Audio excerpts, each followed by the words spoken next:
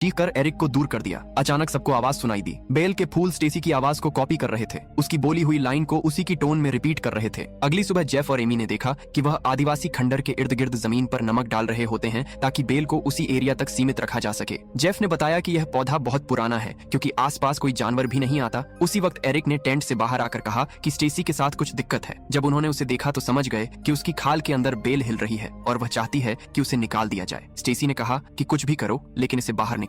Jeff ने उसके पैर पर थोड़ी अल्कोहल डाली, छुरी से एक कट लगाया और हाथ डाल के बेल को खींचने लगा। स्टेसी को बहुत दर्द हो रहा था लेकिन फिर भी उसने कहा कि यह काम जारी रखो, इस बेल को बाहर निकालो मेरे अंदर से। जेफ ने उसकी पीठ पर भी कट लगा के बेल को बाहर निकाला। जख्म बंद करने के बाद ग्रुप ने अपना आखिरी खाना खाया। स्टेसी अभी भी पूरी तरह होश में नहीं थी पर कह रही थी कि अभी भी मेरे अंदर वह बेल है। सब उसे रोकने लगे कि कहीं वह खुद कट मार के उसे निकालने की कोशिश ना करे। एमी ने उसे पानी की बोतल दी। जब स्टेसी पानी पीने लगी तो सबकी नजर उसके माथे पर पड़ी। साफ दिख रहा था कि उसके अंदर भी बेल हिल रही है। उनके रिएक्शन देखकर स्टेसी समझ जाती है कि कुछ तो गड़बड़ है। एरिक ने कहा कि कोई उन्हें बचाने यहाँ नहीं आएगा, उन्हें खुद ही रात के अंधेरे का फायदा उठाकर यहाँ से निकलना होगा। बाद में जब सभी लोग कुछ देर के लिए सो रहे थे तो स्टेसी को एक आवाज सुनाई दी। वो टेंट से बाहर निकली हाथ में एक छुरी लेकर। उसे वह फूल अपनी आवाज दोहराते हुए सुनाई देते हैं। कुछ देर बाद जब सब लोग बाहर आए तो स्टेसी को देखकर हक्के बक्के रह गए। उसके शरीर में कई जगह से खून बह रहा था। उसका दिमाग पूरी तरह से खराब हो चुका था। वह बस बेल को बाहर निकालना चाहती थी। जब जेफ ने उसे रोकने की कोशिश की तो उसने उसके हाथ में छुरी मार दी। फिर एरिक उसे रोकता है लेकिन स्टेसी ने गुस्से में गलती से उसके सीने में छुरा घोंप दिया। एरिक तुरंत गिरकर मर गया और यह सब देखकर स्टेसी पूरी तरह से टूट गई। कुछ ही पलों बाद वह बेल एरिक की लाश को पैरों से खींच कर ले गई। स्टेसी अब इस दर्द को बर्दाश्त नहीं कर पा रही थी और उसने सबसे दया की भीख मांगी। तभी जेफ ने आगे बढ़कर स्टेसी को मार डाला ताकि वह और न तड़पे। इसके बाद जेफ ने एमी के कपड़ों पर खून लगा दिया और उसके हाथ में जीप की चाबी देते हुए कहा कि जो भी हो जाए तुम भागना बंद मत करना। फिर वह एमी को उठाकर नीचे ले गया और जमीन पर गिराकर ऐसा दिखाया जैसे वह मर चुकी हो। जाने से पहले जेफ ने होले से एमी को अलविदा कहा। फिर जेफ वहाँ से थोड़ा साइड में जाकर उन आदिवासियों से बात करने लगा ताकि उनका ध्यान अपनी तरफ खींच सके। जब उसने देखा कि मैं इन लोगों को काफी दूर ले आया हूँ तभी अचानक उसने आगे कदम रखा और जोर से एमी का नाम पुकारा। यह सुनकर एमी तुरंत वहाँ से भागने लगी। दूसरी तरफ आदिवासियों ने तुरंत ही तीर चलाकर जेफ को मार डाला। जब वह बेल जेफ को पैरों से पकड़कर खींचने लगी तो आदिवासियों के लीडर ने उसके सर पर गोली मारकर उसे एक आसान मौत दे दी ताकि वह ज्यादा न तड़पे। बाकी लोग एमी का पीछा करने लगे। एमी जितनी तेज दौड़ सकती थी उतनी तेज जंगल को पार करने की कोशिश करने लगी। वह एक दो बार गिरी भी लेकिन रुकी नहीं। उसके आसपास के पेड़ों पर तीर लग रहे थे, मतलब कि सभी आदिवासी उसके पीछे पड़े हुए हैं। आखिरकार बचते बचाते वह जीप तक पहुंची गई। चाबी काम कर गई और वह तुरंत गाड़ी चलाकर निकल गई। लेकिन कहानी के आखिर में हमने देखा कि उसके चेहरे में भी एक बेल हिल रही थी, यानी जिस बेल को वह आदिवासी यहीं पर रोकना चाहते थे अब वह बाकी की दुनिया में भी फैल सकती है। कि वो बेल अब सिर्फ उस खंडहर तक सीमित नहीं है बल्कि एमी के साथ अब वो इंसानी बस्तियों में भी तबाही मचाने वाली है। क्या आपको लगता है कि आदिवासियों का उन मासूम पर्यटकों को मारना सही था?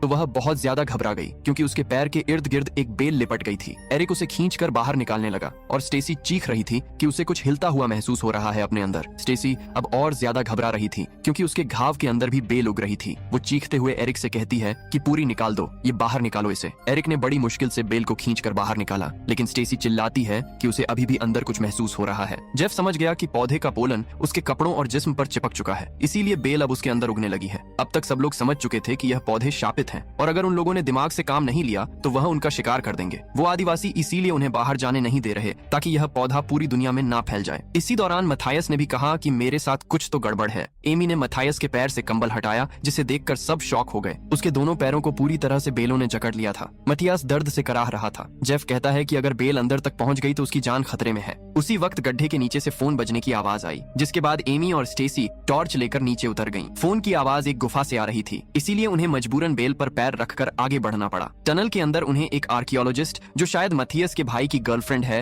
बेल में उलझी हुई मिली। जब उन्होंने उसे घुमाया तो पता चला कि वह मर चुकी थी। उसके हाथ में एक फोन था। लड़कियां ने तुरंत उसे पकड़ लिया लेकिन देखा कि वह तो पहले ही टूट चुका है। अचानक फिर से रिंगटोन बजने लगी। एमी ने ध्यान से देखा तो समझ आया कि आवाज तो बेल के फूलों से आ रही है जो वाइब्रेट करके फोन जैसी आवाज निकाल रहे हैं। जब एमी ने उन्हें छूने की कोशिश की तो बेलों ने तुरंत उसका हाथ पकड़ लिया लेकिन काफी कोशिश के बाद उसने अपना हाथ छुड़ा ही लिया। फिर अचानक से सारी दीवारों पर बेल हिलने लगी और एक लाश को बाहर धकेल दिया। उन बेलों ने उनकी टॉर्चेस भी चुरा ली। दोनों लड़कियां दौड़कर टनल से निकलने की कोशिश करने लगी लेकिन बेल भी उनके पीछे ही थी। एमी तो बाहर आ गई लेकिन बेलों ने स्टेसी का पैर पकड़ लिया जिस वजह से वह गिर गई। बेल उसे खींचने की कोशिश करने लगी लेकिन एमी वापस दौड़कर आई और अपनी दोस्त को खींचकर बचा लिया। दोनों मिलकर रस्सी तक पहुंची और जल्दी से बाकी सबको आवाज लगाई। तभी लड़कों ने रस्सी खींचना शुरू कर दिया। रस्सी के साथ साथ बेल भी उन तक पहुंचने की कोशिश कर रही थी, लेकिन खुशकिस्मती से दोनों लड़कियां ऊपर पहुंचने में कामयाब हो गई। ऊपर आकर सभी लोग बैठकर डिस्कस करने लगे कि आखिर हुआ क्या और अब आगे क्या करना चाहिए। एरिक ने कहा कि हमें यहाँ से निकलकर मदद मांगनी होगी, लेकिन जेफ ने याद दिलाया कि वह नीचे खड़े हैं ना, आदिवासी गोली मार देंगे, समझा। जेफ ने कहा कि हम यूएस सिटीजन्स हैं, कोई ना कोई हमें बचाने जरूर आएगा, हमें सिर्फ तब तक यहाँ पर जिंदा रहना है। इसके बाद उन्होंने खाना और पानी निकाला। सभी लोगों ने सोच समझकर सिर्फ एक एक बुड़की खाई। जेफ ने थोड़ा पानी मैथियस को भी दिया और देखा कि उसकी हालत बहुत खराब हो गई है। तब उसने सबको बताया कि देखो, अगर इसे बचाना है तो इसका पैर, कहा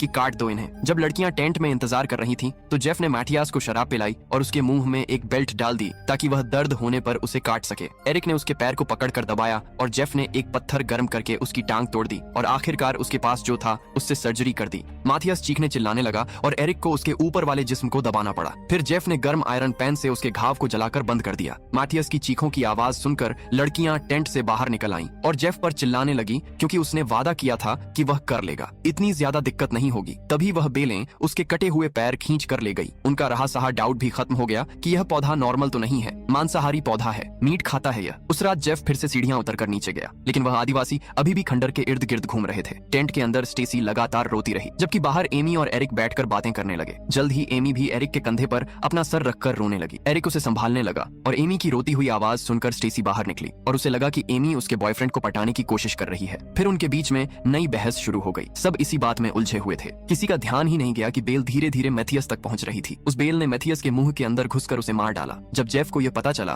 तो वह बेल को खींचने की कोशिश करने लगा। तब तक बहुत देर हो चुकी थी और मैथियस मारा गया। ये देखकर स्टेसी घबरा गई और उसने कहा कि यह बेल मेरे अंदर भी है, मुझे भी मार देगी। वह छुरी पकड़कर देखने लगी कि कहीं मेरे अंदर बेल तो नहीं उग रही, लेकिन एरिक उसे रोक लेता है कि कहीं वह कुछ गलत न कर बैठे। लेकिन स्टेसी ने गुस्से में चीख कर एरिक को दूर कर दिया। अचानक सबको आवाज सुनाई दी। बेल के फूल स्टेसी की आवाज को कॉपी कर रहे थे, उसकी बोली हुई लाइन को उसी की टोन में रिपीट कर रहे थे। अगली सुबह जेफ और एमी ने देखा कि वह आदिवासी खंडर के इर्द गिर्द जमीन पर नमक डाल रहे होते हैं ताकि बेल को उसी एरिया तक सीमित रखा जा सके। जेफ ने बताया कि यह पौधा बहुत पुराना है क्योंकि आसपास कोई जानवर भी नहीं आता। उसी वक्त एरिक ने टेंट से बाहर आकर कहा कि स्टेसी के साथ कुछ दिक्कत